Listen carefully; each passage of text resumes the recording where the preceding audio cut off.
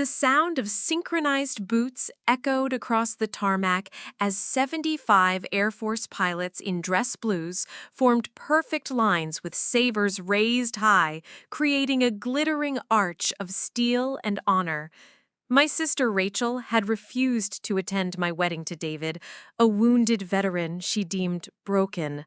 But as I walked down the aisle between these warriors who'd volunteered as my honor guard, I realized that sometimes your real family chooses to stand with you when blood relatives turn their backs on your happiness. Before we jump back in, tell us where you're tuning in from. And if this story touches you, make sure you're subscribed.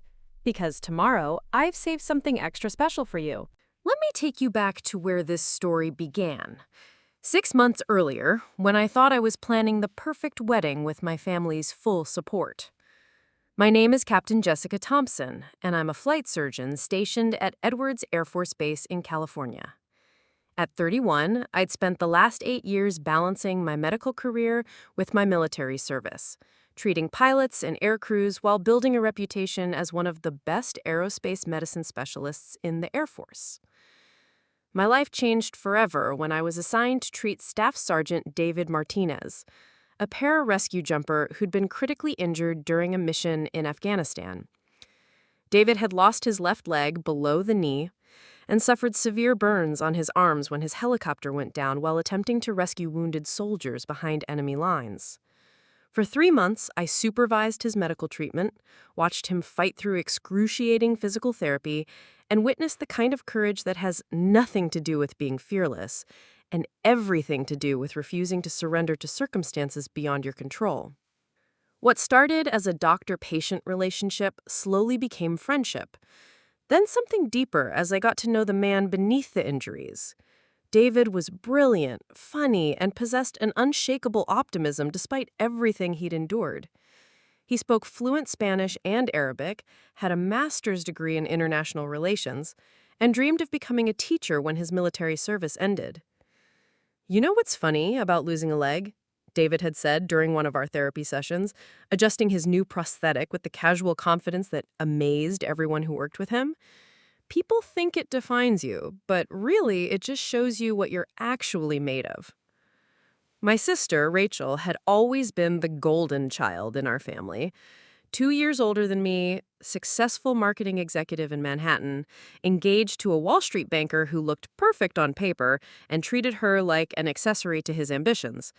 She'd never served in the military, never understood why I'd chosen medicine over more lucrative careers, and had always viewed my life choices as slightly disappointing compared to her own achievements. When I first told Rachel about David, she seemed genuinely interested in my happiness. "A pararescue jumper? That sounds so romantic and heroic," she'd said during one of our video calls. "I can't wait to meet him." But her enthusiasm disappeared the moment she learned about David's injuries.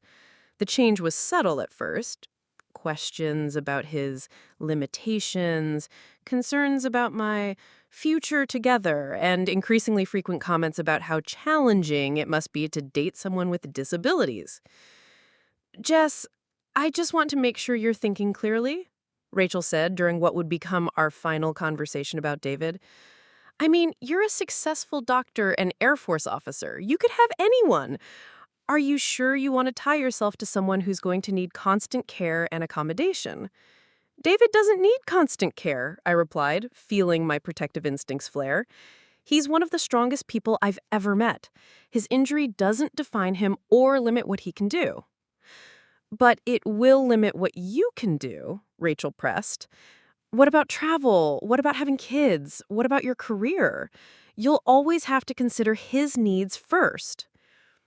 The conversation revealed something about my sister that I'd never seen clearly before. A fundamental inability to see past surface appearances to the person underneath. In Rachel's world, David's missing leg made him damaged goods, a burden rather than a partner, someone who would diminish rather than enhance my life. 6 months later, when David proposed to me on the beach at sunset with a ring he'd designed himself and a speech that made me cry tears of joy, I called Rachel immediately to share the news. Her response was the beginning of the end of our relationship. "Oh, Jess, I could hear the disappointment in her voice. Are you sure this is what you want? I mean, really sure. Because once you're married, it's going to be so much harder to change your mind. I've never been more sure of anything in my life, I told her. David is amazing, Rachel. I wish you could see what I see in him. I'm just worried about you, she replied, but her tone suggested she was more worried about how my choices reflected on her. What are Mom and Dad going to think? What are people going to say? That's when I understood that Rachel's objection wasn't about my happiness. It was about her image of what our family should look like. The wedding invitation that shattered our family arrived in Rachel's Manhattan mailbox on a Tuesday morning in March. I'd spent weeks designing it myself. Elegant but simple, with subtle military touches that honored both David's service and mine. The location was listed as the chapel at Edwards Air Force Base, with the reception following at the Officers Club. Everything about it reflected who David and I actually were, not some fantasy version that would photograph well for social media. Rachel's response came via text message 3 days later. Jess, we need to talk. This wedding thing is getting out of hand. The phone call that followed revealed the depth of my sister's shallow priorities and her complete inability to understand what real love looked like. She didn't call to congratulate me or ask about wedding details. She called to convince me to postpone, relocate, or cancel the entire celebration. A military chapel? Rachel's voice carried the kind of disdain usually reserved for discussing something genuinely offensive. Jess, that's going to look so institutional in photos, and you know photographers can't get good lighting in those places. Rachel, it's not about the photos. The chapel is beautiful, and it's meaningful to both David and me.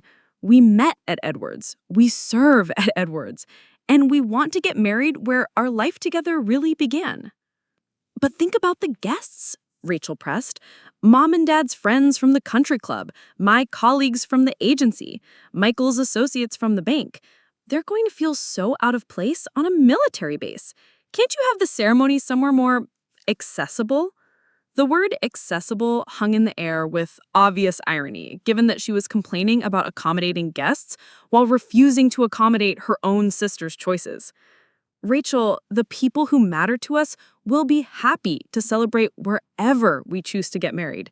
Anyone who cares more about the venue than our happiness probably shouldn't be there anyway. That's exactly what I'm talking about, Rachel said, her frustration growing obvious. You've become so different since you started dating David. It's like you've forgotten where you come from, what our family represents. What do we represent, Rachel? Because I thought we represented supporting each other and celebrating each other's happiness. We represent success, Jess, achievement, making choices that enhance our lives rather than limit them. And marrying a disabled veteran who's going to need accommodations and special considerations for the rest of his life is going to limit your life in ways you can't even imagine yet. The casual cruelty of her words hit me like a physical blow. David isn't going to limit my life, Rachel. He's going to share it. And his injury doesn't make him less of a person or less worthy of love and respect. I'm not saying he's less of a person. Rachel backtracked, but her tone suggested she was saying exactly that. I'm just saying you have options, Jess. You're beautiful and successful and accomplished. You could marry someone who matches your achievements instead of someone who's going to be dependent on you. David isn't dependent on me. He's one of the most independent people I know. He's a decorated veteran who risked his life saving others. He has a master's degree and plans to become a teacher. He supports himself, takes care of himself, and has never asked me for anything except my love. But what about children? Rachel's voice took on the patronizing tone she used when she thought she was being particularly wise. What if you want kids someday? Are you really going to saddle children with a father who can't keep up with them, who can't do normal father things like coach their sports teams or take them hiking? The ignorance behind her questions was staggering. David was more athletic with one leg than most people were with two. He rock climbed, played basketball, and completed 2 marathons since his injury.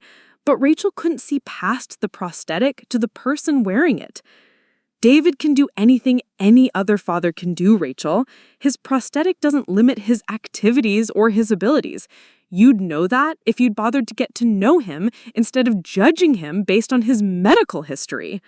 Preparing and narrating this story took us a lot of time, so if you are enjoying it, subscribe to our channel. It means a lot to us. Now back to the story. Fine, said Rachel, switching tactics. Then let's talk about the wedding itself. Why does it have to be at a military base? Why does everything have to be about the Air Force? Can't you have one day that's about you as a person rather than you as a soldier? Being an Air Force officer isn't separate from who I am as a person, Rachel. It's part of my identity, just like being a doctor is part of my identity. David and I met through our military service, and we want our wedding to reflect our values and our community. Well, I think it's selfish, Rachel said, her voice getting petulant. You're making your wedding inaccessible to the people who love you most just so you can play soldier for a day. That's when I understood that this conversation wasn't about wedding logistics or guest convenience. It was about Rachel's fundamental inability to accept that I'd built a life that didn't revolve around her approval or her definition of success. Rachel, are you planning to come to my wedding or not? The silence stretched between us for nearly 30 seconds before Rachel delivered the words that would end our relationship as sisters. I don't think I can come to your wedding, Jess. I just can't pretend to support something I fundamentally disagree with. The finality in her voice hit me harder than I'd expected. Despite all our arguments, despite her obvious disapproval, I'd still believed that when it came down to it, Rachel would choose family loyalty over her prejudices. I was wrong. You fundamentally disagree with my marriage? I asked, needing to hear her say it explicitly. I disagree with you making a decision that's going to compromise your entire future for someone who can't give you the life you deserve, Rachel replied, her tone carrying the self-righteousness of someone convinced they were saving me from myself. David gives me exactly the life I deserve, one filled with love, respect, partnership, and genuine happiness. What more could I possibly want? Stability, Jess. Security. A husband who can be your equal partner instead of someone you'll always have to take care of and make allowances for. The conversation continued for another 20 minutes, with Rachel listing all the ways David's injury would supposedly limit our future together, and me defending the man I loved against accusations that revealed more about her character than his. Finally, exhausted by her refusal to listen or understand, I made one last attempt to reach my sister. Rachel, I need you to understand something. David saved lives in Afghanistan. He risked everything to help other people, and he paid a price for that service. Instead of seeing his prosthetic as evidence of weakness or limitation, I see it as proof of his courage and sacrifice. I'm proud to marry someone who embodies the kind of values I admire. And I think you're making a mistake that's going to cost you years of happiness, Rachel replied firmly. So no, I won't be attending your wedding. I won't pretend to celebrate something I believe is going to hurt you in the long run. After I hung up, I sat in my base housing kitchen staring at my phone and trying to process what had just happened. My sister, the person who'd been my maid of honor in childhood wedding fantasies, who I had assumed would stand beside me on the most important day of my life, had chosen her prejudices over our relationship. David found me there an hour later, still sitting at the kitchen table with tears streaming down my face. He didn't ask what was wrong. He just sat beside me, put his arm around my shoulders, and waited for me to be ready to talk. Rachel isn't coming to the wedding, I said. She thinks marrying you is a mistake that's going to ruin my life. David was quiet for a long moment, and I could see him processing the hurt and anger on my behalf. When he spoke, his voice was gentle but firm. I'm sorry she feels that way, Jess, but her opinion doesn't change anything about us or our future together. I know, I said, leaning into his strength. I don't know what I thought. That family loyalty meant something, I guess. It does mean something, but sometimes you have to choose which family you're loyal to, the one you're born into or the one you create. The next morning, I called my parents to tell them about Rachel's decision. Mom was devastated, Dad was furious, and both of them tried to convince me to postpone the wedding until they could talk sense into Rachel. But I'd already made my decision. Mom, Dad, I love you both, and I want you at my wedding, but I'm not postponing my life because Rachel can't accept my choices. David and I are getting married on June 15th at Edwards Air Force Base, with or without Rachel's blessing. The fallout from Rachel's refusal created ripples throughout our extended family. Some relatives supported her position, others condemned it, and a few decided to stay neutral by avoiding the wedding entirely. By the time the guest count was finalized, we'd lost nearly a third of the people I'd originally planned to invite. Maybe we should have a smaller ceremony, I suggested to David during one of our planning sessions. Just immediate family and a few close friends. Keep it simple.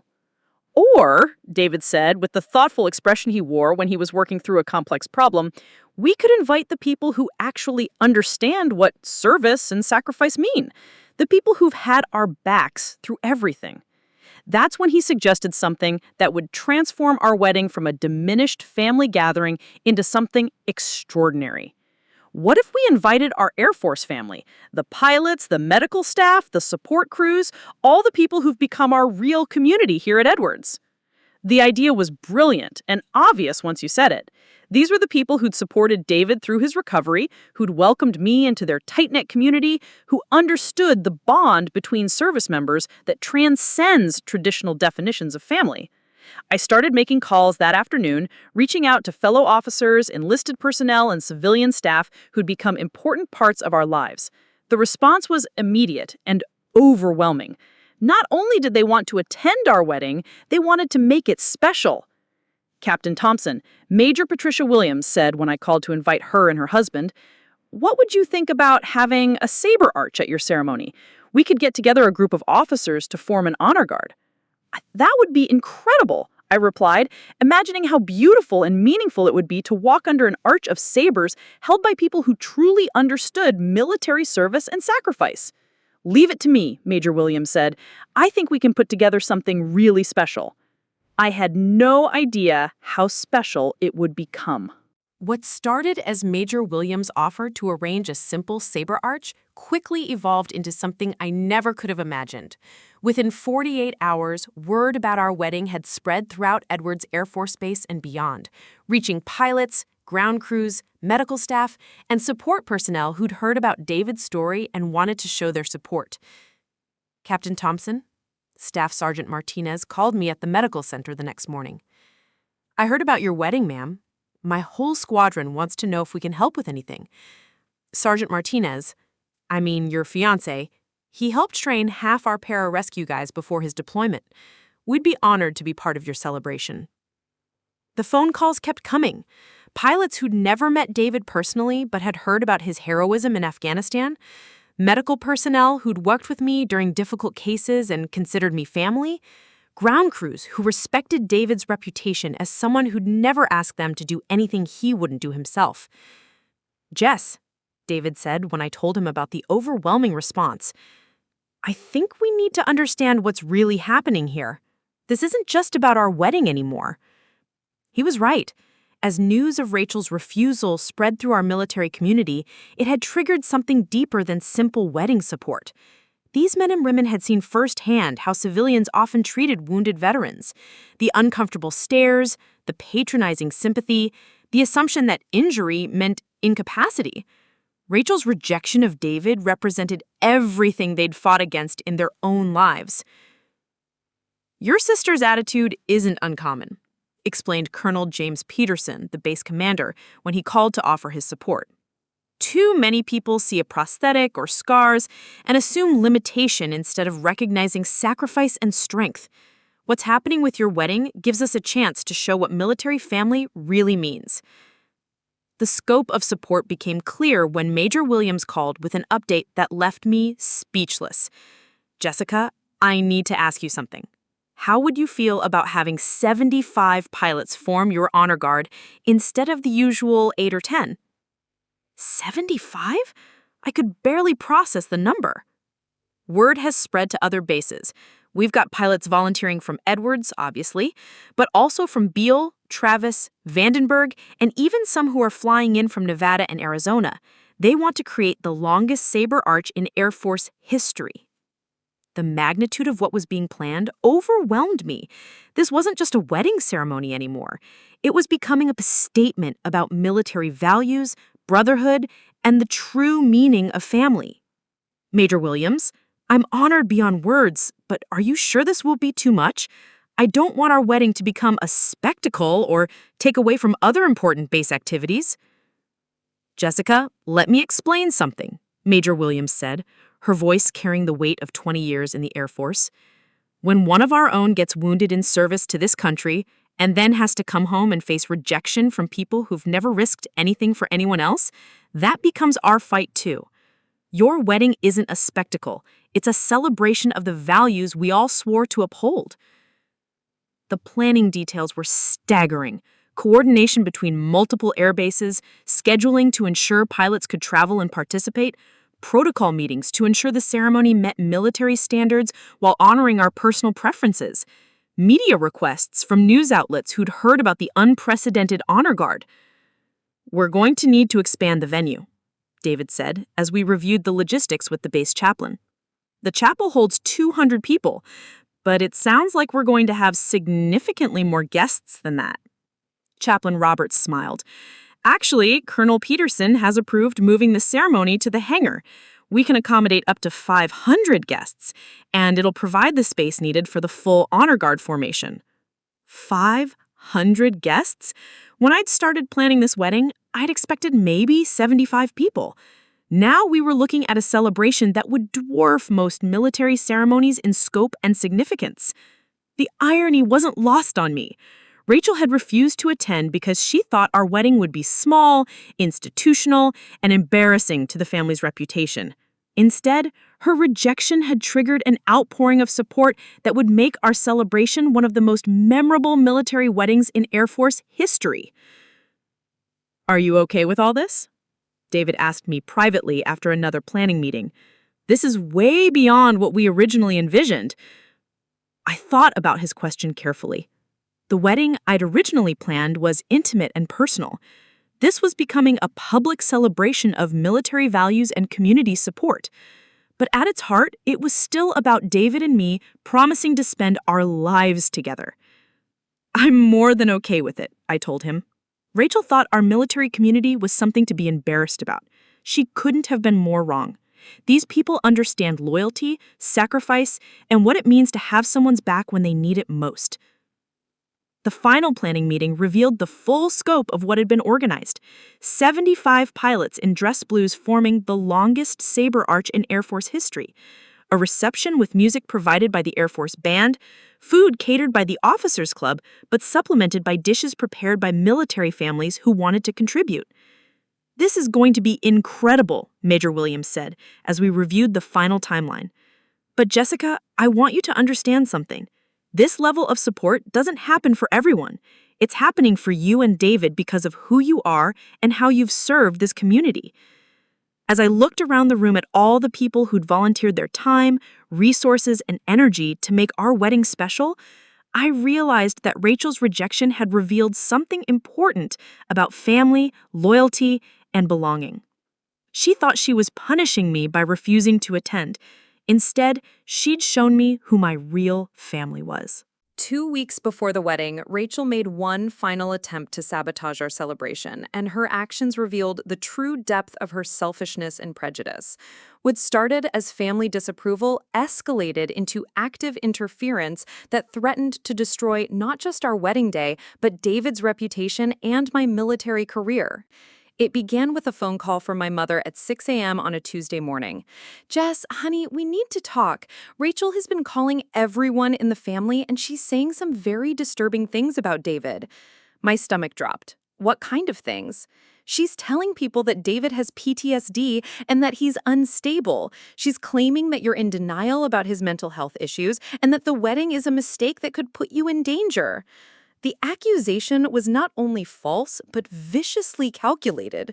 David had been thoroughly evaluated by military psychologists after his injury and had been cleared for continued service with no mental health concerns.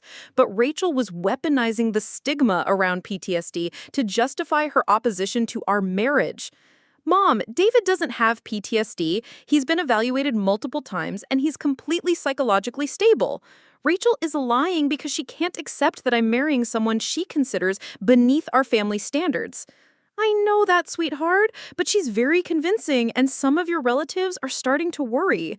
Uncle Tom and Aunt Linda have decided not to come to the wedding because Rachel told them David might have a violent episode.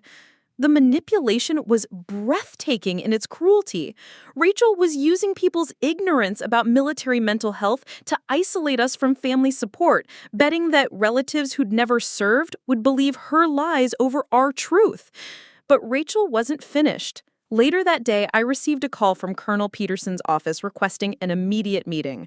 When I arrived, his expression told me that whatever Rachel had done, it was serious. "Captain Thompson," Colonel Peterson said, gesturing for me to sit down, "I've received some concerning communications about your fiancé that I need to discuss with you."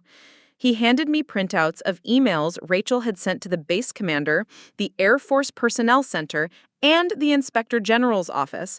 In them, she claimed to be a concerned family member, reporting that Staff Sergeant David Martinez was suffering from untreated combat trauma and that his upcoming marriage to me represented a potential threat to base security. The accusations were professionally devastating if they were believed. Rachel was trying to destroy both David's and my military career by painting us as security risks and me as an incompetent doctor who'd violated professional boundaries. "Sir, these allegations are completely false," I said, my voice steady despite the rage building inside me. "David has been continuously evaluated since his injury, and he has no mental health issues. My sister is making these accusations because she disapproves of our marriage for personal reasons having to do with David's physical injury." "I know that, Captain. David's medical and psychological records are exemplary, and your professional conduct has been beyond reproach. But these accusations require an official response, which means paperwork, investigations, and potential delays to your wedding." The cruelty of Rachel's strategy was perfect. Even though her accusations were false, the military bureaucracy required them to be formally investigated, which could take weeks or months to resolve. She was trying to force us to postpone our wedding indefinitely while we fought to clear our names of charges she knew were baseless. That evening, David and I sat in our kitchen reading through Rachel's accusations, both of us struggling to comprehend the level of malice required to make such allegations. "She's trying to destroy our careers because we won't let her control our personal lives," David said, his voice calm but his hands shaking with suppressed anger. "This isn't about our wedding anymore, Jess. This is about power and control." "What do we do?" I asked. "Even if we prove these accusations are false, the investigation process could take months." "We fight back," David replied firmly, "but not the way she expects us to." The next morning, David did something that demonstrated why he'd been such an effective leader in combat situations. Instead of getting defensive or angry, he went on the offensive with facts, documentation, and support from the military community that knew us both. Within 24 hours, he'd assembled a comprehensive response to Rachel's accusations. Medical records proving his psychological stability, performance evaluations showing his exemplary service record, testimony from commanding officers, fellow service members, and medical professionals who could vouch for both his mental health and my professional integrity. But the most powerful response came from an unexpected source. Major Williams called me at the medical center with news that changed everything. "Jessica, I've been in contact with the other pilots who are participating in your honor guard. When they heard what your sister was trying to do, they decided to make a statement of their own." "What kind of statement?" "They're writing a formal letter to the Inspector General's office signed by all 75 pilots vouching for David's character and your professionalism. They're also requesting that the investigation be expedited so it doesn't interfere with your wedding." The letter, when I read it, was one of the most moving documents I had ever seen. 75 Air Force pilots, representing decades of combined military experience, formally stating that David Martinez embodied the highest ideals of military service and that any accusations questioning his stability or my judgment were baseless and malicious. Your sister made one crucial mistake, Major Williams explained. She attacked not just you and David, but the entire military community that knows and respects you both. And we don't abandon our own. The military response to Rachel's accusations was swift and decisive. Within 72 hours, the Inspector General's investigation had been completed and closed, with official findings that Rachel's allegations were without merit and motivated by personal bias rather than legitimate concern. The letter from the 75 pilots had played a crucial role, but it was Colonel Peterson's direct intervention that ensured justice was served quickly. He'd personally called the Inspector General's office and provided context about Rachel's pattern of interference and prejudice against wounded veterans. Captain Thompson, Colonel Peterson said when he called with the final results, making false accusations against military personnel is a serious matter. Your sister's actions bordered on filing a false official statement, which could have resulted in criminal charges if we'd chosen to pursue them. Are you pursuing charges, sir? No, but only because David requested that we focus on clearing your names rather than punishing her. He said the best response to her hate is our happiness. That's true leadership. The investigation's conclusion triggered an even greater outpouring of support from the military community. Word spread that Rachel had tried to use official channels to sabotage our wedding based on lies and prejudice, and the response was immediate and overwhelming. Jessica, Major Williams called that evening, I need to give you an update on the honor guard situation. We now have requests from over 100 pilots who want to participate. 100? The number seemed impossible. Pilots from bases across the country have heard your story and want to show their support. We're having to turn people away because we don't have space for everyone who's volunteered. The final count was staggering. 75 pilots in the honor guard formation, plus another 50 serving as ushers, ceremonial guards, and wedding party escorts. Air Force personnel from 12 different bases, representing every major command and specialty. The media attention was unprecedented for a military wedding. CNN, Fox News, and local affiliates had requested permission to cover the ceremony. Military Times wanted to feature our story on their front page. We don't have to do any interviews if you don't want to, David said, as we reviewed the media requests. This is still our wedding, not a public relations event. But I realized that sharing our story could help other military families facing similar challenges. The interviews revealed the broader impact of our situation. Military spouses dealing with family rejection because of deployment schedules. Wounded veterans whose civilian relatives couldn't understand their injuries. The wedding preparations had become a base-wide effort. The Officers Club had donated catering services. The Air Force Band was providing music. Military families were contributing flowers, decorations, and photography services. The final guest count was 487. Military personnel, their families, and the few civilian relatives who'd chosen to support us despite Rachel's campaign against our marriage. You know what the most beautiful part is, David said as we reviewed the final plans? Rachel tried to isolate us and make us feel ashamed. Instead, she showed us how many people actually care about us. The night before our wedding, I realized that Rachel's rejection had given us something we never could have planned, a celebration that truly reflected our values and our community. The morning of June 15th arrived with perfect California sunshine. By 0000 hours, Edwards Air Force Base buzzed with activity as 75 pilots from 12 bases began arriving for the most elaborate military wedding coordination in recent memory. Major Williams had organized logistics with efficiency that left nothing to chance. Each pilot had specific positions, timing markers, and ceremonial protocols that would create seamless military precision. "Jessica," she said in the bridal preparation room, "this isn't just a wedding ceremony anymore. It's become a symbol of military values being watched by people across the country." The media presence was unprecedented. Military Times had photographers throughout the hangar. CNN was broadcasting live coverage. Local news stations called it the most significant military wedding of the decade. But the most meaningful preparation was happening in the groom's quarters, where David was getting ready with pararescue jumpers who'd served with him in Afghanistan, fellow wounded warriors who understood his journey, and Air Force personnel who'd watched him rebuild his life. "You ready for this, brother?" Staff Sergeant Collins asked as he helped David adjust his dress blue uniform. 75 pilots with sabers raised, 500 guests, and national media coverage. "I'm ready," David replied with confidence. "Rachel tried to convince the world that I wasn't worth Jessica's love. Today, we're showing everyone what real support looks like." The strategy was brilliant in its simplicity.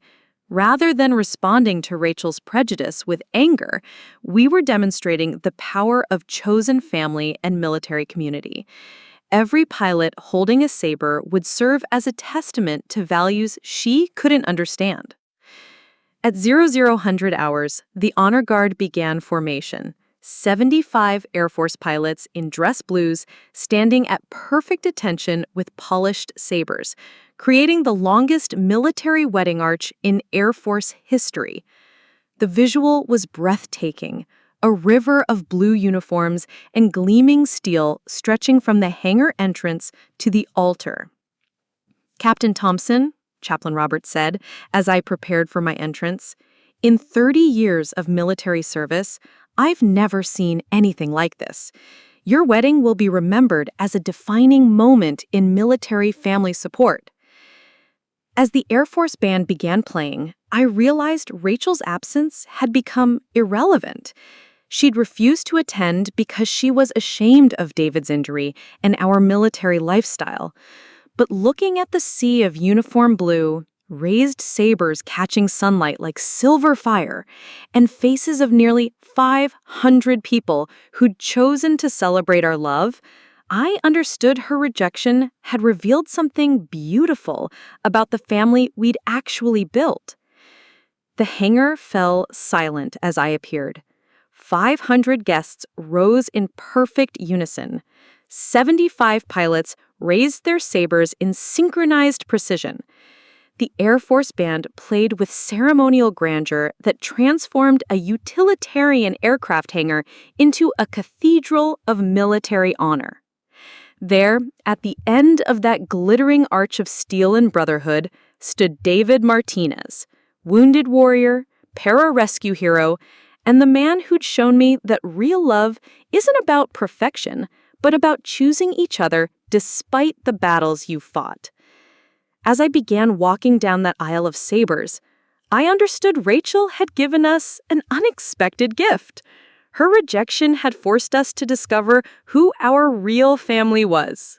The sound of synchronized boots echoed across the tarmac as 75 Air Force pilots in dress blues formed perfect lines with sabers raised high, creating a glittering arch of steel and honor.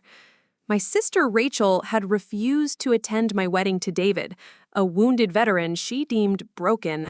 But as I walked down the aisle between these warriors who'd volunteered as my honor guard, I realized that sometimes your real family chooses to stand with you when blood relatives turn their backs on your happiness. The ceremony itself was breathtaking in its precision and emotion. Chaplain Roberts' words about love, sacrifice, and choosing family resonated through the hangar as David and I exchanged vows beneath that magnificent arch of sabers. When he spoke about finding beauty in scars and strength in vulnerability, there wasn't a dry eye among the 500 guests. I promise to love you, not despite your battles, but because of how courageously you fought them, David said, his voice carrying clearly through the hangar. The moment we were pronounced husband and wife, 75 sabers lowered in perfect unison, and the hangar erupted in cheers that could be heard across the entire base. The Air Force band played, cameras flashed, and I understood that Rachel's absence had actually made our wedding more meaningful, not less. As we walked back down that aisle of steel and brotherhood, now as husband and wife, I caught sight of a familiar figure standing at the back of the hangar. Rachel had come after all, tears streaming down her face as she watched the celebration she'd tried to prevent. At the reception, Rachel approached me with trembling hands and tear-stained cheeks. The woman who'd spent months trying to sabotage my wedding now stood before me, having witnessed what real family support looked like. "Jess," she said quietly, "I was wrong about everything. About David, about your military community, about what really matters." I studied my sister's face, seeing genuine remorse for the first time since this whole ordeal began. "What changed your mind?" "Watching those pilots honor you, and David, seeing 500 people celebrate your love, realizing that I was the only person who thought there was something wrong with your choices." Her voice broke. "I've been so focused on what I thought success should look like that I couldn't see what actual happiness looked like." David appeared beside me, his hand finding mine with the instinctive support that had carried us through everything. "Rachel," he said simply. "David, I owe you an apology," Rachel said, turning to face him directly. "I judged you based on ignorance and prejudice. You're not broken. You're one of the strongest people I've ever encountered. And Jess isn't settling. She's chosen someone who truly deserves her." The reconciliation wasn't immediate or complete, but it was a beginning. Rachel had seen what she'd almost destroyed and understood the magnitude of her mistakes. The 75 pilots who'd formed our honor guard had taught her something about real strength, genuine courage, and the true meaning of family loyalty. Our wedding became a symbol of military community support that inspired countless other service families facing similar challenges. 5 years later, I watched my 3-year-old daughter Emma play airplane with her father in our backyard, David's prosthetic leg never slowing him down as he chases her around with his arms spread wide like wings. She giggles with pure joy, completely unaware that some people once thought her daddy was broken.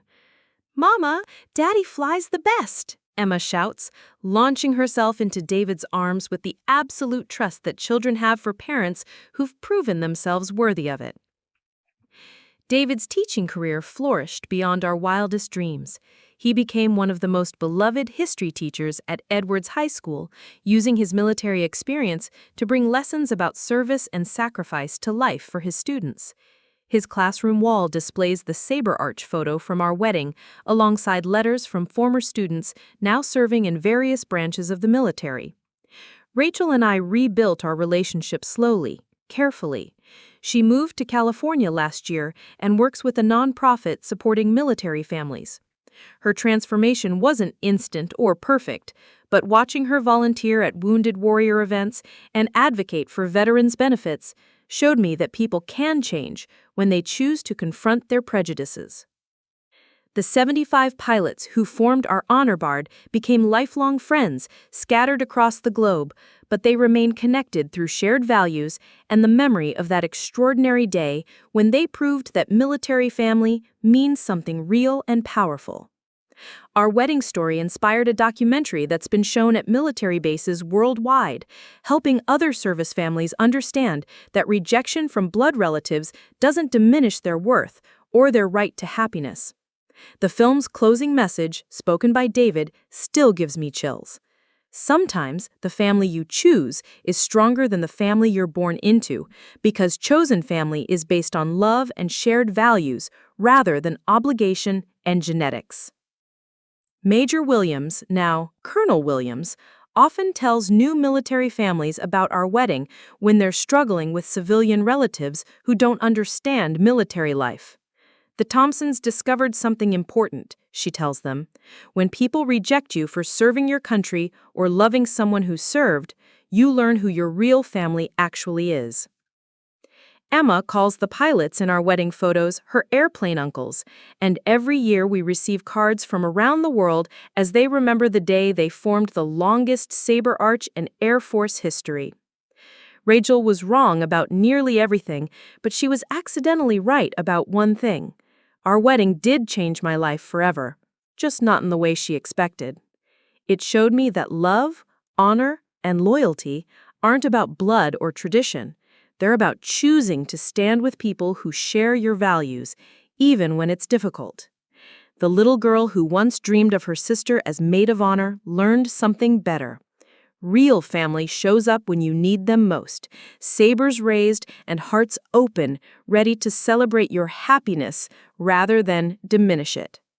Sometimes rejection becomes the greatest gift you never knew you needed. Up next, you've got 2 more standout stories right on your screen. If this one hit the mark, you won't want to pass these up. Just click and check them out. And don't forget to subscribe and turn on the notification bell so you don't miss any upload from us.